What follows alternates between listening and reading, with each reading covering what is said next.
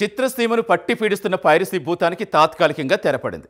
ఎన్నో ఏళ్లుగా వేలాది మంది సినీ కార్మికుల ఉపాధికి, నిర్మాతల ఆర్థిక బలానికి పెను సవాల్గా మారిన ఈ వ్యవస్థకు ఇప్పుడు బ్రేక్ పడింది. పదులు వందలు కాదు, వేలల్లో పైరసీ సినిమాలు విడుదలైన వెంటనే వెబ్సైట్లు ప్రత్యక్షమయ్యే డొమైన్లతో సినీ పరిశ్రమ నిస్సహాయ స్థితిలో ఉండేది. ఈ సవాళ్లకు చెక్ పెట్టే రోజు ఒకటి ఉందని తెలంగాణ ప్రభుత్వం నిరూపించింది. పైరసీ కంటెంట్తో చిత్ర పరిశ్రమకు గుదిబండగా మారిన ఐబొమ్మ వెబ్సైట్ ప్రధాన నిర్వాహకుడు ఎట్టకేలకు పట్టుబడ్డాడు. ఒకే రంగం నిలబెట్టేలా పోలీసులు చేపట్టిన ఈ చర్య ఎలా సాధ్యమైంది? నివారణ అంటే కేవలం కేసులు పెట్టడమేనా, లేక చట్టపరంగా చర్యలతో పాటుగా వీక్షకుల స్వీయ ఆలోచన కూడా ముఖ్యమేనా? ఫిర్యాదులను చట్టపరంగా ఎదుర్కోవడంలో తెలంగాణ పోలీసుల సైబర్ క్రైమ్ విభాగం పాత్ర ఎలా శభాష్ అనిపించింది? ఐబొమ్మ వెబ్సైట్ నిగ్గు తీసిన ఆ విశేషాలు, పైరసీని శాశ్వతంగా రూపుమాపే ఆ మార్గాలేంటో ఇప్పుడు చూద్దాం.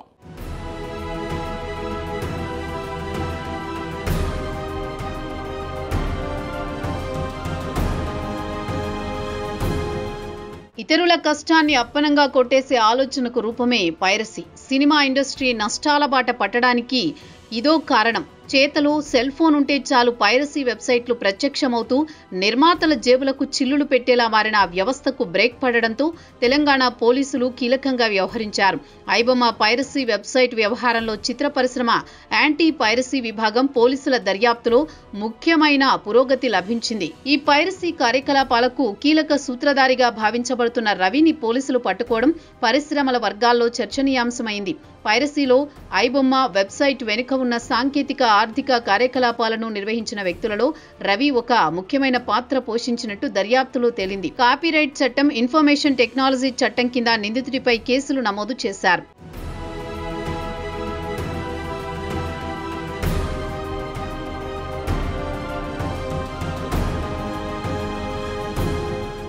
రవి పట్టుబడడానికి ముందు ఐబొమ్మ అనేది అనేక సార్లు డొమైన్లను మార్చుకుంటూ సాంకేతికంగా చాలా పకడ్బందీగా తమ కార్యకలాపాలు సాగించింది.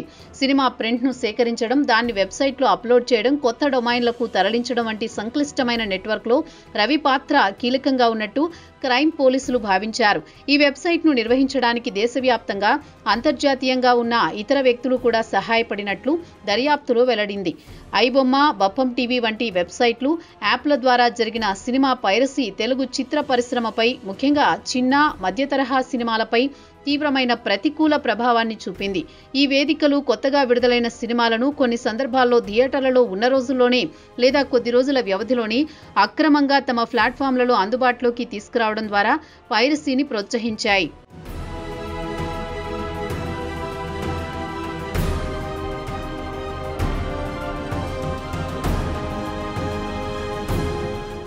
ఐబొమ్మ అనేది తెలుగు సినిమాలనే కాకుండా ఇతర భారతీయ, అంతర్జాతీయ సినిమాలను కూడా అక్రమంగా ప్రసారం చేసిన ఒక ప్రముఖ పైరసీ వెబ్సైట్. దీని కార్యకలాపాలు, విధానం సాధారణంగా ఆ సినిమాల డిజిటల్ రైట్స్ లేదా ఉపగ్రహ ప్రసార హక్కులు లేకపోయినా హై క్వాలిటీ ప్రింట్లను అందించి వీక్షకులను ఆకర్షించింది.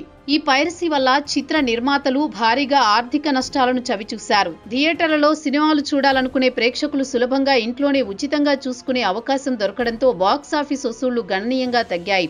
ఒక సినిమా యొక్క విజయానికి నిర్మాత పెట్టుబడి తిరిగి రావడానికి మొదటి కొన్ని రోజుల్లోనే వచ్చే కలెక్షన్లు అత్యంత కీలకం. ఈ నష్టం కారణంగా చిన్న చిత్రాల నిర్మాణం, పంపిణీ మరియు ప్రదర్శన వ్యవస్థ దెబ్బతింది.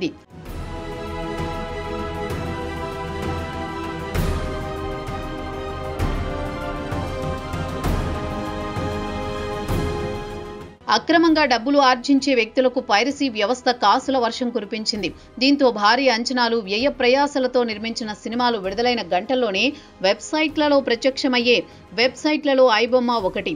దీన్ని అడ్డుకోవడానికి చిత్ర పరిశ్రమ తరపున యాంటీ పైరసీ విభాగాలు, సైబర్ క్రైమ్ పోలీసుల సహాయంతో అనేక ప్రయత్నాలు జరిగాయి. కోర్టుల ద్వారా ఈ వెబ్సైట్ డొమైన్లను బ్లాక్ చేయించినప్పటికీ అది కొత్త డొమైన్లతో తిరిగి కార్యకలాపాలు కొనసాగించడం ఒక సవాలుగా మారింది.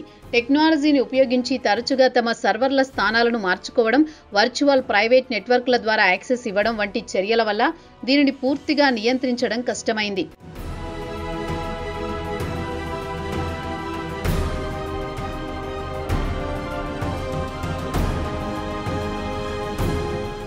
పోలీసులు బంద్ చేయించిన బప్పం టీవీ కూడా ఐబొమ్మ మాదిరిగానే సినిమాలు, టీవీ కార్యక్రమాలను పైరసీ చేసే మరో ఇల్లీగల్ వేదిక. సాధారణంగా ఐబొమ్మపై దృష్టి పెట్టినప్పుడు బప్పన్ టీవీ వంటి ఇతర చిన్న వెబ్సైట్లు కూడా తమ కార్యకలాపాలను విస్తృతం చేశాయి. కేవలం కొత్త సినిమాలు మాత్రమే కాకుండా ఇప్పటికే ఓటీటీ ప్లాట్ఫామ్లలో ఉన్న కంటెంట్ను కూడా ఉచితంగా అందించడం ద్వారా ఈ పైరసీ వెబ్సైట్లు చట్టబద్ధమైన ఓటీటీ ప్లాట్ఫామ్ల చందాదారుల సంఖ్యపై కూడా ప్రతికూల ప్రభావాన్ని చూపాయి. దీంతో ఓటీటీ ప్లాట్ఫామ్లు సినిమాలు డిజిటల్ హక్కులను కొనుగోలు చేయడానికి ఇచ్చే ధరలు కూడా ప్రభావితమయ్యే అవకాశం ఏర్పడింది.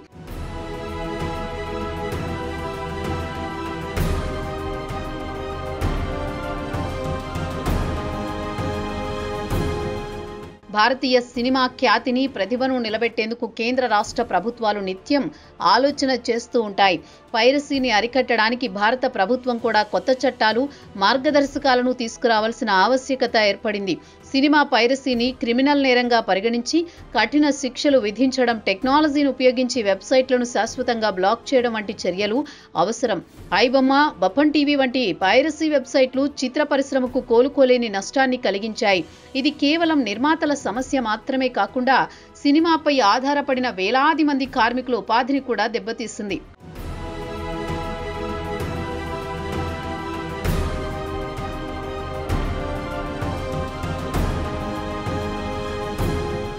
పైరసీ కట్టడిలో ప్రభుత్వ బాధ్యతతో పాటు సినీ లవర్స్ యొక్క ఆలోచన సరళి కూడా చాలా ప్రధానం.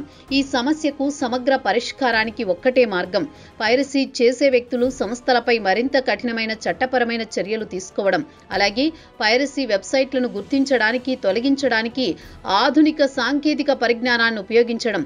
అన్నింటికీ మించి అవగాహనతో కూడా పైరసీ భూతాన్ని రూపుమాపవచ్చు.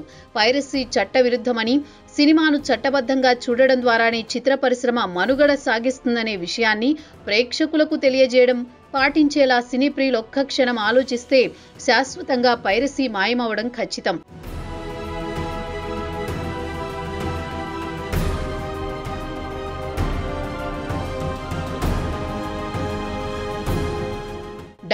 డబ్బు అది కూడా ఇల్లీగల్ అయితే కొంతమందికి అలా సంపాదించడంలో మరీ ఆనందం.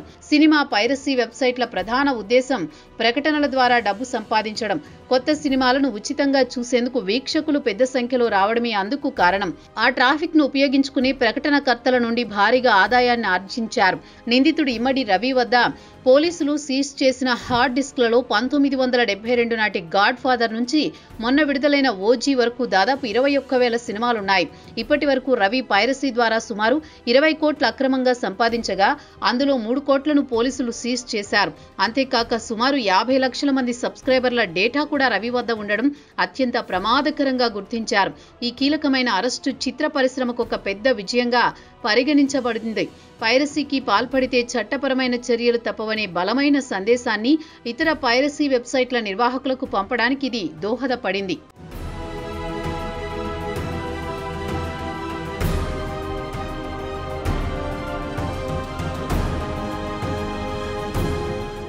ఒక వ్యక్తి పట్టుబడినంత మాత్రాన ఆ వెబ్సైట్ కార్యకలాపాలు పూర్తిగా ఆగిపోలేదు. పైరసీ వెబ్సైట్ల నిర్వహణ వికేంద్రీకరణ పద్ధతిలో జరుగుతుంటుంది.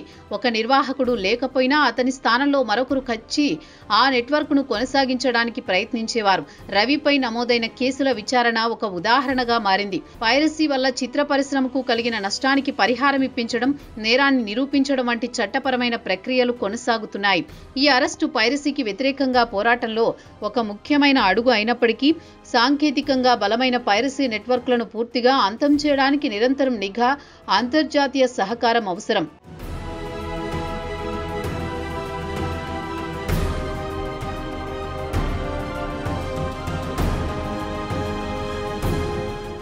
తెలంగాణ ప్రభుత్వం సినీ పరిశ్రమను కేవలం ఒక వ్యాపార రంగంగా కాకుండా లక్షలాది మందికి ఉపాధి కల్పించే ఒక సాంస్కృతిక ఆర్థిక వ్యవస్థగా పరిగణిస్తుంది. ముఖ్యంగా సినీ కార్మికుల సంక్షేమాన్ని ఆకాంక్షించే రేవంత్ రెడ్డి ప్రభుత్వం పైరసీని అరికట్టడంలో క్రియాశీలక పాత్ర పోషిస్తుంది.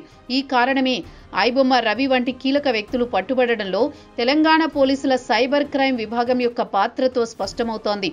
అంతర్జాతీయంగా విస్తరించిన ఈ పైరసీ నెట్వర్క్లను ఛేదించడానికి తమ సాంకేతిక సామర్థ్యాన్ని ప్రభుత్వం వినియోగించింది. పైరసీని కేవలం ఆర్థిక నేరంగా కాకుండా సినీ కార్మికుల జీవనోపాధిని దెబ్బతీసే సామాజిక నేరంగా గుర్తించి నిందితులపై కఠిన చర్యలు తీసుకోవడానికి ప్రోత్సహిస్తోంది. బాక్సాఫీస్ వసూళ్లు తగ్గితే అది నిర్మాణ వ్యయాన్ని పెంచుతుందని, ఫలితంగా కొత్త సినిమాలు తగ్గుతాయని, ఇది కార్మికుల ఉపాధిపై నేరుగా ప్రతికూల ప్రభావాన్ని చూపుతుందని గుర్తించడంతోనే పైరసీ కట్టడిలో తొలి అడుగు పడింది.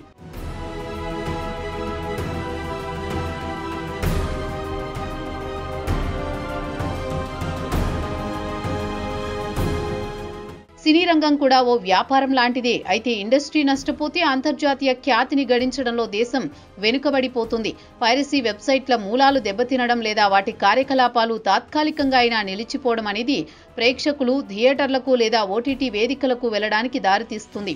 ఇది కొత్తగా విడుదలయ్యే చిత్రాల ప్రారంభ వసూళ్లపై సానుకూల ప్రభావాన్ని చూపి నిర్మాతలను ఆశించిన ఆర్థిక రాబడి లభిస్తుంది. సినీ నిర్మాణంలో నిర్మాత పెట్టే పెట్టుబడి తిరిగి రావడానికి పైరసీ లేని వాతావరణం చాలా అవసరం. రవి వంటి కీలక నిర్వాహకులు పట్టుబడడం వల్ల పైరసీ ముప్పు తగ్గుతుంది. దీని ద్వారా నిర్మాత ఆర్థిక భద్రత పెరుగుతుంది. దీంతో ధైర్యంగా మరిన్ని ప్రాజెక్టులలో పెట్టుబడులు పెట్టడానికి అవకాశం కలుగుతుంది.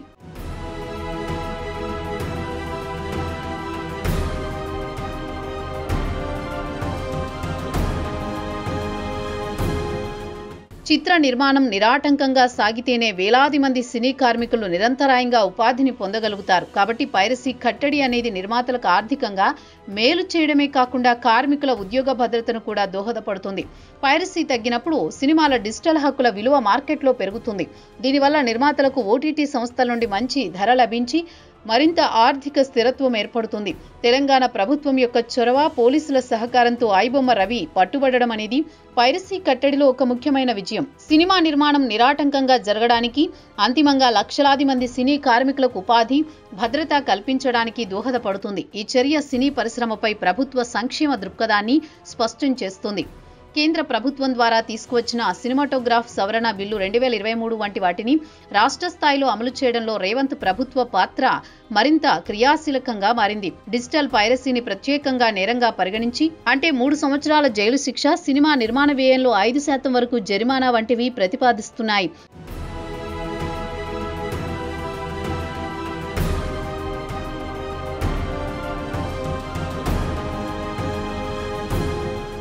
గతంలో కేవలం ఉన్న చట్టాలకే అమలుకే పరిమితం కాగా ఇప్పుడు చట్టాల ఆధునికీకరణపై దృష్టి సారించారు. పైరసీ కార్యకలాపాలపై నిఘా పెట్టిన తెలంగాణ పోలీసులు కేవలం ఫిర్యాదు కోసం వేచి చూడకుండా సాంకేతిక నిఘా, సైబర్ ఫోరెన్సిక్ ఆధారంగా పైరసీ నెట్వర్క్ల మూలాలను ఛేదించడానికి కృషి చేస్తున్నారు. నిందితులను విదేశాల నుండి లేదా దేశంలోని మారుమూల ప్రాంతాల నుండి పట్టుకోవడానికి అంతర్రాష్ట్రంగా కానీ అంతర్జాతీయ సహకారాన్ని వినియోగించడమే నేటి ఐబొమ్మను బ్లాక్ చేసేందుకు ఉపయోగపడింది. నిందితుడిని పట్టుకునే తీరు కూడా మారింది. పైరసీ నెట్వర్క్ను కూల్చే ప్రయత్నం చేస్తున్నారు. ప్రస్తుతం పైరసీ వెబ్సైట్లకు ప్రకటనలు అందించే అంతర్జాతీయ టెక్ దిగ్గజాలు సామాజిక మాధ్యమ వేదికలపై కూడా ఒత్తిడి పెంచి పైరసీ కంటెంట్ను తొలగించేలా, అక్రమ ఆదాయ మార్గాలను అడ్డుకునేలా చర్యలు తీసుకుంటున్నారు. పైరసీదారులు ఆర్థికంగా బలహీనపడేలా చేయడమే నేటి ప్రభుత్వం పాటిస్తున్న తీరు. ఆ కారణంగా దీర్ఘకాలిక పరిష్కారం దిశగా మార్పును సూచిస్తున్నాయి.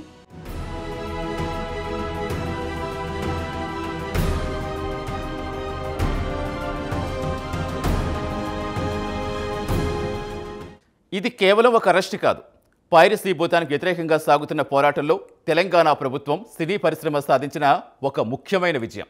రవి వంటి కీలక నిర్వాహకుడు పట్టుబట్టడం ద్వారా పైరసీకి పాల్పడితే చట్టపరంగా యాక్షన్ తప్పదనే బలమైన సందేశం ఇతర అక్రమ నెట్వర్క్లకు చేరింది.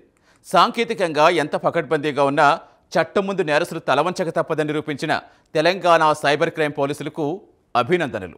అయితే ఐబొమ్మ నెట్వర్క్ వికేంద్రీకరణ పద్ధతిలో పనిచేస్తుంది కాబట్టి ఈ పోరాటం నిరంతరం కొనసాగాలి. ప్రకటనల ద్వారా వచ్చే అక్రమ ఆదాయ మార్గాలు అడ్డుకోవటం, సినిమాటోగ్రాఫ్ సవరణ బిల్లు 2023ను సమర్థవంతంగా అమలు చేయడం ద్వారానే ఈ సమస్యకు శాశ్వత పరిష్కారం దొరుకుతుంది. చివరిగా సినిమాను చట్టబద్ధంగా చూడటం మన బాధ్యత అని ప్రతి ప్రేక్షకుడు గుర్తించినప్పుడే లక్షలాది మంది సినీ కార్మికుల ఉపాధికి భద్రత లభిస్తుంది. పైరసీ రహిత చిత్ర పరిశ్రమ మనందరి కృషి మీద ఆధారపడి ఉందని సినీ లవర్స్ గ్రహించాలి.